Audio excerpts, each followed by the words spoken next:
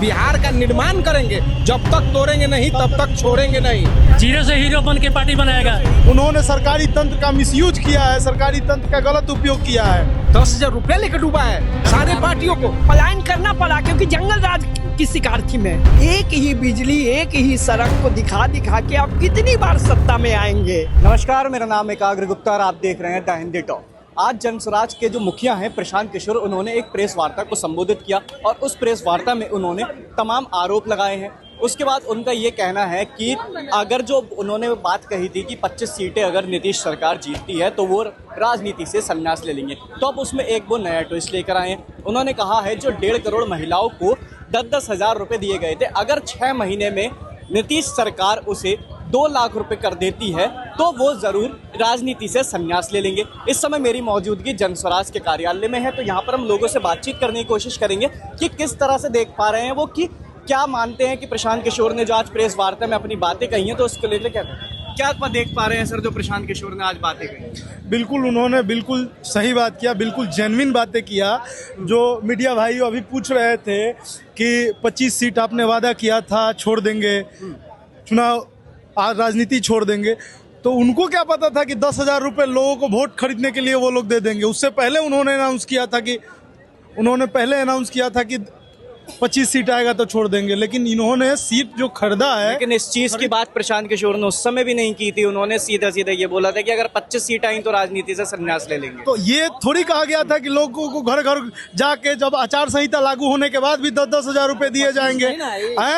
अगर देने हमारे पास तो शून्य आई ना, तो राजनीति छोड़ने की जरूरत नहीं है। शून्य जो आई है वो क्या वजह मान हम लोग दशरथ मांझी वाला काम कर रहे हैं, धीरे धीरे तोड़ के एक सड़क को बनाएंगे, बिहार का निर्माण करेंगे, जब तक तोड़ेंगे नहीं तब तक छोड़ेंगे नहीं। ठीक, इसलिए प्रशांत किशोर जी की 0 सीट आई है ना, शून्य करे ना, सब कोई करे डक, हम लोग डक ही हैं। लेकिन डक जब 2030 में आएगा तो कितने लोग मेढक बन के यहाँ से जाएंगे, बहुत सारी चीजें। उससे पहले भी अभी बहुत सारी चीजें हैं। लोकसभा का चुनाव है, उसके बाद MLC का चुनाव, बहुत सारी चीजें हैं जो अभी हम लोग हैं। और हम लोग अगर लोग नहीं जागे, जीरो से हीरो बन के पार्टी बनाएगा। एकदम कहीं ना कहीं जब हम ग्राउंड में भी थे तो लोगों का जरूर एक शिकायत थी कि जो प्रशांत किशोर है और जो उनके कैंडिडेट है वो ग्राउंड पे काम नहीं कर पा रहे। अगर वो हमारे पास आते तो हम वोट देते। ऐसा कुछ नहीं है। ये जिन्होंने भी बोला है ये बिल्कुल गलत बोल रहा है। ये सबसे ज्यादा इफेक्ट जो पड़ा हुआ है इस चुनाव पे, आप देख रहे हैं कि जो 30 साल 25 साल पुरानी है उनको एक सीट नहीं आए हैं, वैसे जैसे VIP जैसे सीट पार्टी है उनको सीट नहीं है। तो मुद्दा यहाँ उसका नहीं है, मुद्दा यहाँ ये है कि जो 10,000 रुपये दिया गया है रोजगार के नाम पे महिलाओं को, कि जिनको 2-2 लाख रुपए दिया जाएगा आगे जीतने के बाद। और इवन ये भी हुआ है कि जिन लोगों को दिया गया है पैसा उनको प्रॉपर फोन करके ये कहा गया है कि अगर 10,000 के बाद अगर आप वोट देते हैं हमारी सरकार आएगी तो 1,90,000 और दिए जाएंगे। जितने लोगों को बीजेपी NDA सरकार के द्वारा उनको कॉल भी गया है, एक लोगों को कॉल गया है जिनको 10-10 हज़ार रुपए गया है। उन्होंने सरकारी तंत्र का मिसयूज किया है, सरकारी तंत्र का गलत उपयोग किया है। NDA सरकार ने सरकारी तंत्र का गलत उपयोग किया है। अभी जनस्वराज का जो चीजें, जनस्वराज क्या देख पा रहे हैं अभी, जैसे कहा जाए कि अभी उन्होंने 2 लाख वाली बात कर दी है, तो आपको क्या लग पा रहा है कि प्रशांत किशोर का जो अहम था, जो वो कहते थे मैंने प्रधानमंत्री बना दिया, मुख्यमंत्री बना दिए, तो कहीं ना कहीं वो लेकर उन्हें नहीं डूबा इस बार बिहार में? क्या मानते? नहीं, वो लेकर नहीं डूबा, ये 10,000 रुपया लेकर डूबा है सारे पार्टियों को। 10,000 रुपया में माताओं बहनों ने अपने पति और अपने भाइयों को गुजरात महाराष्ट्र कमाने के लिए भेज दिया।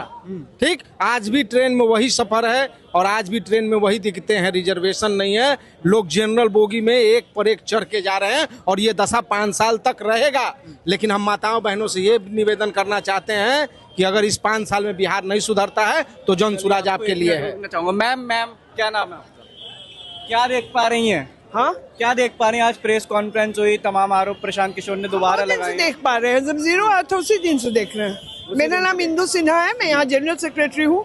मुझको कोई गम नहीं है। हम क्या वजह मान पा रहे हैं? अगर जनता को हम स्वीकार नहीं है तो हमको मेहनत करने की जरूरत है।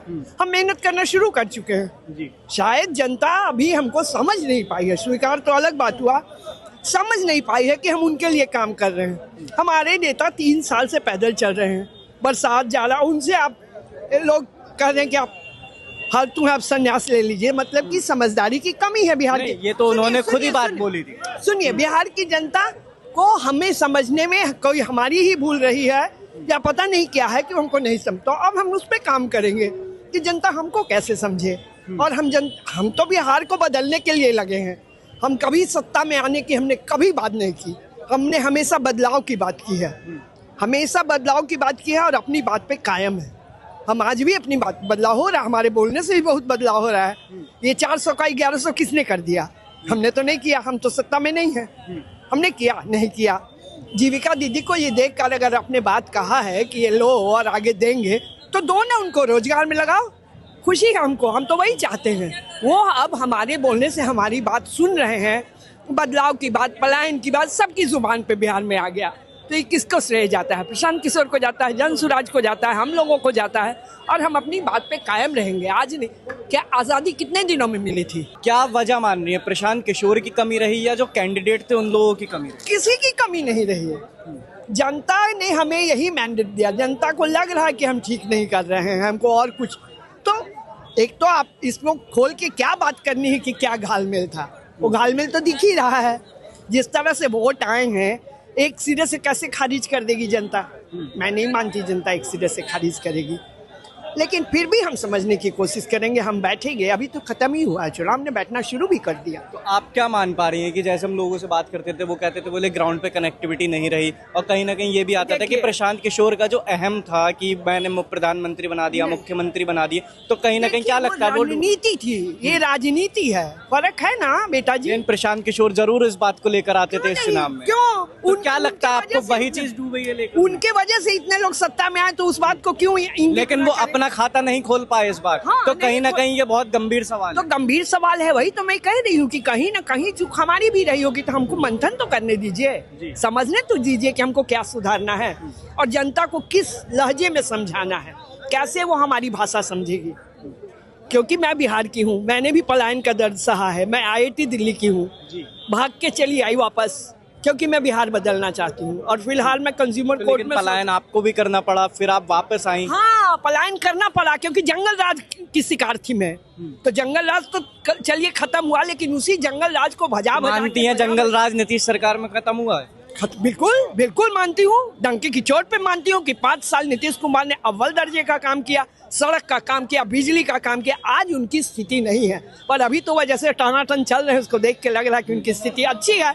तो मेरे कहने का मतलब ये है कि जो भी स्थिति है वो तो सबके सामने है। तो 5 साल काम किया, फिर 5 साल फिर भी थोड़ा काम किया, अब जंगल राज को महाजंगल राज में बदल दिया। तो इसके बदलाव की जरूरत थी, इसलिए हम लगे थे। पर हो सकता है अभी आपने कहा कि कानून व्यवस्था सही हो गई थी, जंगल राज से, अब आप कह रहे हैं जंगल राज महाजंगल राज। बच्चे, तुम बहुत बच्चे हो। सही आपकी बात कही जवाब नहीं, सही हो गई थी, लेकिन अब सही नहीं है। इसलिए हम लोगों को लगना पड़ा, इसलिए हम लोगों को लगना पड़ा। नहीं तो क्या कहना है कि अब आप लेकिन क्यों? एक दिन का अनशन प्रशांत ने बोला, हम लोग भी बैठेंगे। वो अलग चीज़ है, वो अलग चीज़ है। अपने आप को सुधारने, आत्मचिंतन का समय है। हमने कहाँ चूक किया, हमारे कैंडिडेट सही नहीं थे, हमारा बात लोगों ने नहीं समझा, इन बातों पे तो मंथन की जाएगी। लेकिन आप भी मानते हैं, सब कोई मानता है कि स्थिति क्या, बिजली, एक ही सड़क को दिखा दिखा के आप कितनी बार सत्ता में आएंगे? बिहार की बदहाली, बिहार के फैक्ट्री, बिहार का पलायन कब सुधरेगा? तो अब बात सुन रहे हैं, वही सुधारे तो भी अच्छा है। हमको तो सुधरने से मतलब है, हम अपने काम पे लगे रहेंगे, हम जनता के पास जाते रहेंगे। चलिए, बहुत बहुत धन्यवाद। तो देखिए, यहाँ पर हमने लोगों से बातचीत करने की कोशिश की, तो कहीं ना कहीं फैक्टर जरूर निकल कर आया। प्रशांत किशोर की जो पार्टी के कार्यकर्ता हैं, वो जरूर उनका ये भी मानना है, जैसे प्रशांत किशोर ने माना है कि कहीं ना कहीं चूक जरूर हुई है, तो वो लोग भी मान रहे हैं कि कहीं ना कहीं चूक हुई है, हम जनता को सही तरह से नहीं समझा पाए। तो कहीं ना कहीं आगे आने वाले चुनावों में जरूर समझाने का प्रयास करेंगे, और हमारा प्रयास जो है वो निरंतर बिहार के लिए जारी रहेगा। बिहार चुनाव और देश दुनिया से जुड़ी तमाम अपडेट्स के लिए बने रहें द हिंदी टॉप पर।